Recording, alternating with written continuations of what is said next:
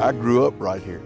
I've actually worked here for 35 years, but my grandfather was here on this farm when I was 5 years old. My grandfather was the cattleman here.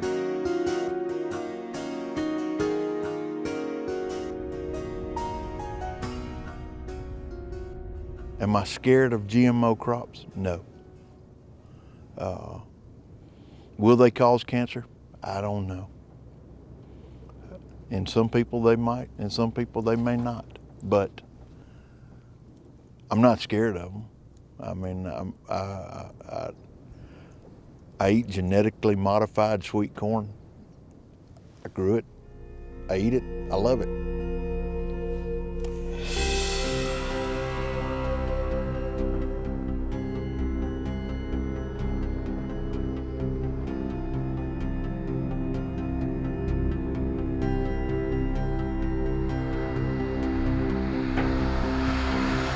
You know what I'm doing now? I'm driving down the road with a film crew in the truck doing a documentary on weed resistance and pigweeds. And I'm gonna go show them a soybean field here in a minute. Now on your left, you'll see a soybean field that has a lot of pigweeds in it.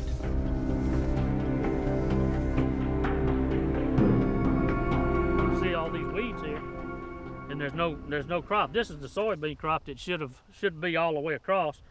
But with the big competition of these weeds, your crop is not there. And you can see the bare ground. There's no yield there. They've competed for the moisture, the nutrients, the sunlight and everything, and the crop has been shaded out. It's because they grow so fast. In so many parts of the world now, the agricultural weeds, which are sprayed with Roundup, have become resistant. The farmers they're stuck. They're using this modern agricultural method, and the chemical spray they're using to kill the industrial weeds isn't working, and you've got super weeds which are damaging their crops. 4 or 5 years ago, we had been hearing about the Roundup or glyphosate resistant pigweed or water hemp. Then all of a sudden we had some pigweed show up in our fields that we have routinely been able to control. We sprayed, and up until that point, we've always gotten good control. Well, then all of a sudden, just like cutting on a light switch, we did not control them with our recommended herbicides.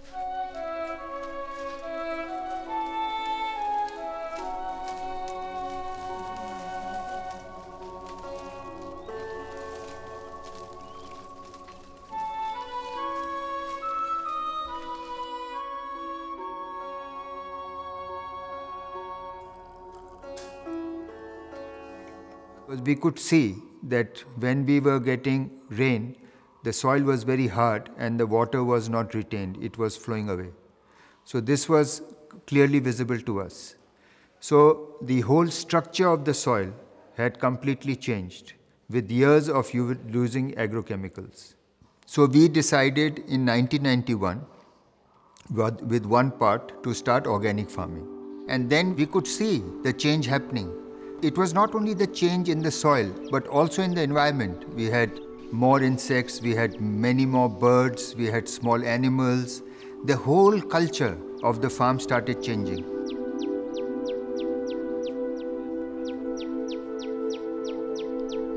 So all these different creatures, living beings, they all work together for the same direction and act as soldiers to help solve the problems of farming.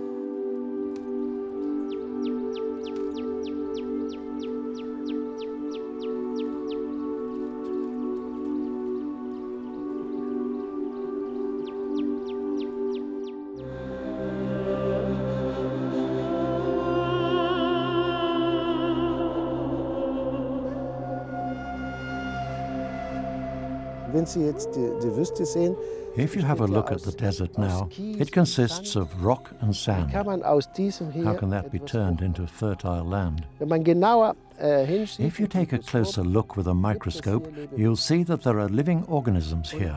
And I've learned that these microorganisms in the ground can be activated.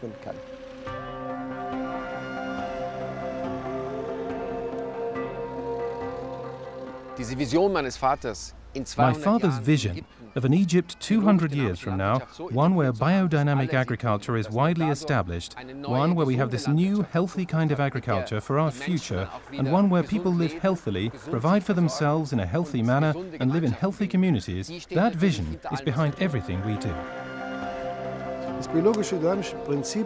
The principle of biodynamic farming is based on the symbiosis of all living organisms in or on the surface of the soil. The plants, the insects, the birds, all the way up to the constellations of stars.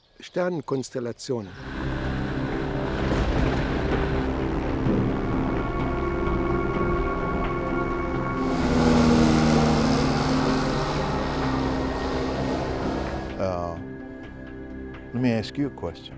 Yes. Do you have a cell phone in your pocket? Yes. It's an iPhone too, isn't it, right?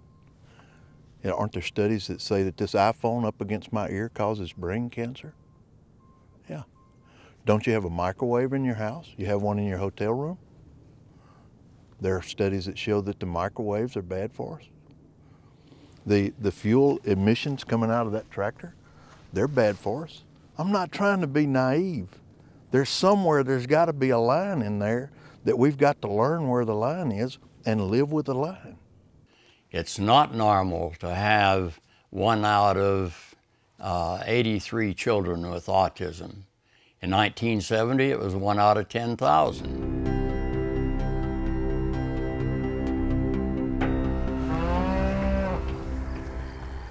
When we did the first GMO, non-GMO comparison for the seed company, we offered some of the GMO grain to a couple cows versus the non-GMO.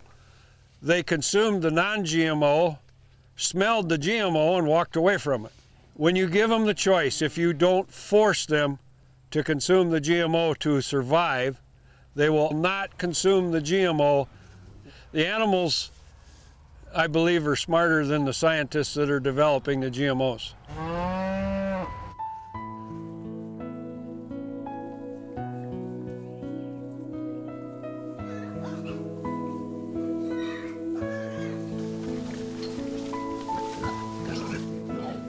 And the males are really good fathers, I have to say.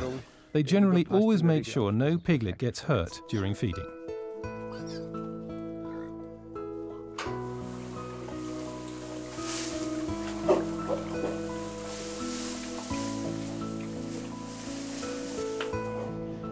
The people come here and they'll see that the animals are happy and that the meat tastes good.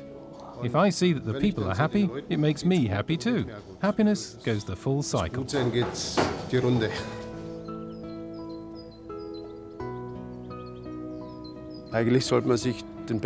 should really wear your best suit when you go out onto the field.